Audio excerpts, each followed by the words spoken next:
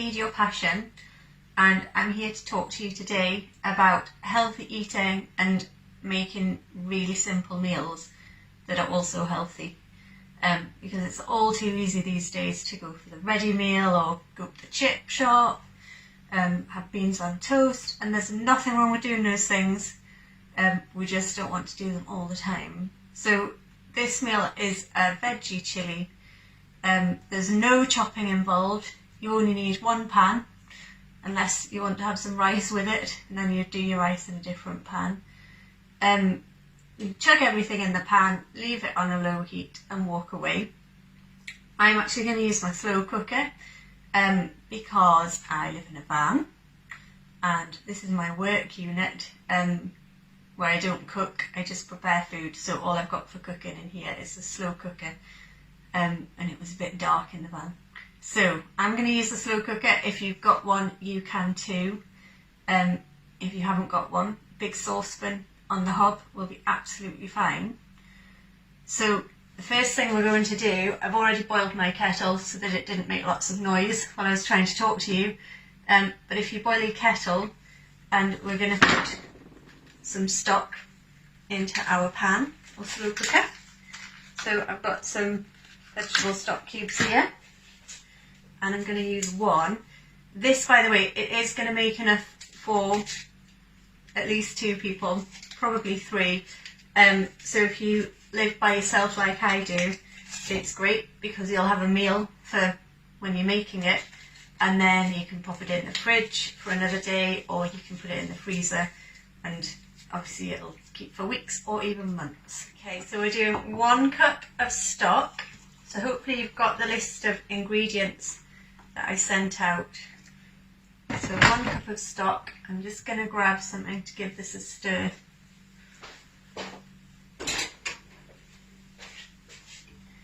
Give it a good stir so that the stock cubes nicely broken down and melted into the boiling water. Probably doesn't help that my kettle boiled a few minutes ago. Okay. So the first thing I'm putting in my slow cooker is some red lentils that were on the list, and I'm putting half a cup of these in.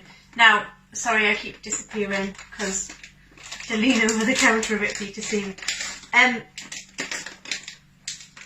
So half a cup of red lentils and 1 cup of stock. I'm going to have to pour my stock in first because I put it in the cup before the lentils.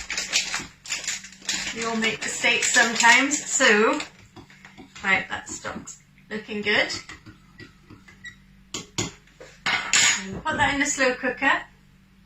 If you're doing this on the hob, I would recommend putting the lentils and the stock on first, like we are in the slow cooker, but then put it on quite a high heat, and just cook those lentils by themselves for a little while. Of course, I've got lots of lentils sticking to the inside of my cup now. So yeah, just if you do this on the hob, maybe give the lentils about 10 minutes. I'm just going to get rid of this cup. But in the slow cooker, I'm just going to turn it on to high. We are literally just throwing everything in at once.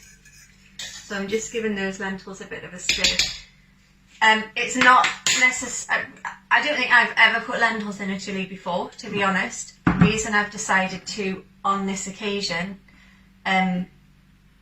is because I find when I cook things in the slow cooker, sometimes they end up a little bit watery because the steam doesn't escape. So the idea with the lentils is that they're going to soak up all of the liquid, so we're going to get a really nice consistency. They also add plenty of protein to your meal, and protein means that you're going to feel full. We all need protein. It helps our bodies to repair themselves and maintain themselves. So, right, I've just thrown in a tin of chopped tomatoes. I've chosen garlicky ones because we're not chopping, so I'm not putting fresh garlic in. you can get chopped tomatoes with herbs in, or the garlic ones, or you can just use plain ones. It's entirely up to you. So we've got the lentils in, we've got the tomatoes in. Bought a tin of Mexican style bean mix.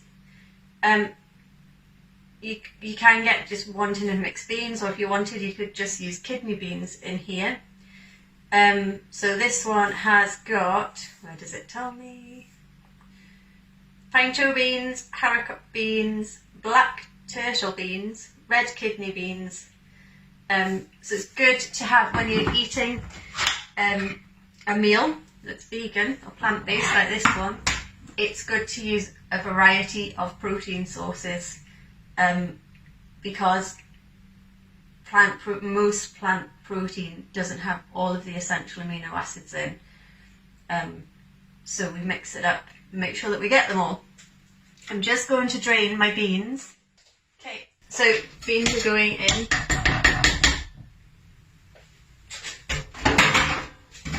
I'll give that a little stir in again.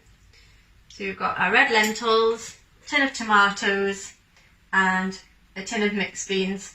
So there's plenty of protein in there with the lentils and the beans. The tomatoes, great for vitamin C. And so we're using frozen veg, which from a nutritional point of view are absolutely great. Maybe not quite as good as a very fresh veg, but they've been frozen really soon after they've been picked, so they do keep their nutrients really well. And the bags of mixed are really good because you've got different colours. So this is carrot, sweet corn, peas and beans, and this one you might have one with cauliflower or broccoli. A mixture of colours is great because the different colours mean that there are more of different types of nutrients. The only thing I don't like about frozen veg is that they come in plastic, but there are times when convenience trumps. And I know that sometimes, I mean I've had problems with my hands before, so chopping can be difficult for some people, or you might not have time and it means you get in your vegetables. So that's great. We just need to season this now. I'm not adding salt at this stage because the stock will have salt in. I tend to add salt towards the end of cooking when I can taste things. I've got some garam masala here, so I'm just going to add about half a teaspoon of garam masala. That's the end of that pot. I have some smoked paprika, so we'll give this a really nice smoky flavour, which is make it taste nice and Mexican. So we'd be looking for maybe a teaspoon of smoked paprika, give that a really strong flavour. And I've got some hot chilli powder. Now obviously you'll know how hot you like your food, so you might want to use a milder chilli powder or a bit of cayenne pepper. You might want to leave it out altogether. That's fine. You might want to have your chilli hotter than mine. So I'm just going to add half a teaspoon in there and give that a stir. So my slow cooker is about half full. So if you were cooking this to put it in the freezer and batch cook it, you could double up those quantities. And there would be space in that. I think that's a 3 litre slow cooker. So I'm going to put the lid on. It's actually pretty late in the evening here, so I'm going to leave this on overnight on medium. I'm going to come back in the morning and see how it's looking. So if you've got yours on the hob, I would say once it's kind of simmering, turn your hob right down to 1 or 2, walk away from it for at least 20 minutes, half an hour, come back, give it a stir, and it will be edible by then.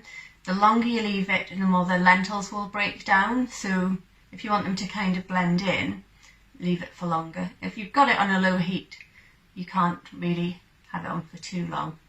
So I will say good night and I will see you in the morning. Good morning. So I've left my slow cooker overnight with the veggie chili on a low heat. If you're staying in the house while you're cooking yours, you could do it on the high heat for about 4 hours, just until the lentils are nice and mushy really. But if you're going out for the day or you're doing it overnight like me, I'd recommend leaving it on a lower heat. When you first come back to it, quite often on the slow cooker it might look a bit dark and brown on top, but don't worry, as soon as you give it a mix, it's going to look just lovely and it'll be nice and moist. So let's have a look, give this a stir, and it is looking good. I'm just going to get a spoonful to show you here. So it looks good, and the lentils have worked a treat for sort of soaking up all the liquid. It's quite hot. I'm going to try and give it a try. It tastes really good. I'm going to add a little bit of salt, because if you remember yesterday I didn't put any in, because I said we'll wait and see how it tastes. It's quite hot, which is good for me, but like I said, you know, you just put in as much chili powder as you want. Because I'm eating this myself, I'm just going to put that spoon back in there. I've got actually some garlic salt here. I'll just put a little sprinkle of that in and give it another mix in. And then I've got Tupperware to plate mine up, because I'm taking it away in the van to eat tonight, when it'll be absolutely delicious. So I hope yours has worked out just as well.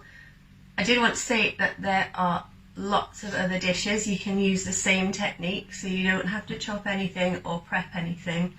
The only prep you really need to do is think about it when you're shopping. So make sure that you stock up on tins of tomatoes or passata, some different types of tinned beans, some chickpeas, some lentils, and then a variety of frozen veg, some different spices and herbs. And then you can basically do the exact same thing and chuck everything in. You can make pasta sauces, you can make a bolognese, you could make different types of curry, stews, casseroles, dal. So you could do this most days of the week if it suits you, and mix it in with other types of food. So the chili I would recommend serving with brown rice or a jacket potato, or even some bread, preferably brown bread, because it's better for you, it's higher in fibre. You might be thinking, why do I need to eat more healthily? Anyway, you may not need to eat more healthily, but by eating healthily, you will feel better. When I talk about eating healthily, I'm not talking about eating to lose weight. I'm talking about eating to give your body everything it needs to function as well as it can for you. So if you, most of the time, we're doing another video on why treats are important, most of the time, if you eat a healthy diet, you're going to feel better, you'll have more energy, you'll have fewer digestive issues, hopefully some of your aches and pains will ease to some extent, you'll actually feel better mentally. Your brain is part of your body, and it needs all of the nutrients as well, so it really does make a difference to your mental health to eat well. If you want to look into more how to eat healthily, there is the Eat Well guide, which is the UK government's official guide to eating well. You just search online for Eat Well guide. It's the NHS have it on their website, the government have it on their website, food standards have it on there, so it's easy to find, and it sort of tells you, you should have 39% of your diet should be vegetables and fruit, 4% of your diet should be fats, they're in sort of oils and spreads, 12% of your diet should be protein. It's not as, there are different types of diet that are higher in protein and higher in fat, but it's a good guide, and it's not somebody in the diet industry trying to make a quick buck out of you. So I'd recommend having a look at that. If you're interested in seeing some more of my recipes or hearing more about me talk about nutrition, my business is called Feed Your Passion. I'm on Facebook and Instagram as Feed Your Passion UK. Building a website, which should be out very soon, which will be feedyourpassion.co.uk. www.untitled.co.uk, and I'm all about trying to make people eat to improve how they feel, rather than thinking about eating to improve how you look. Because actually, if you eat to feel good, and you do feel good, you're going to feel happy with how you look anyway. And if you did need to lose weight, then it should be a side effect of eating well. And it's not boring. I love my food. I eat loads of food. I have loads of treats. But the vast majority of what I eat is pretty healthy, and I promise it works really well. So I am going to put my chilli into some Tupperware. I'm going to put a couple of portions in the freezer. I'm going to take one with me. I'm off in my van to go surfing, so it'll be good to have a nice hot meal afterwards. I hope you've enjoyed this. I hope that it's helped you to realise, if you're not someone that cooks for yourself, I hope it's helped you to realise that it can be very easy. It doesn't have to take a lot of time. And if you get confident doing dishes like this, then you might want to venture out more and try some more complex dishes. And I hope you've enjoyed watching. Thank you for taking the time. Bye.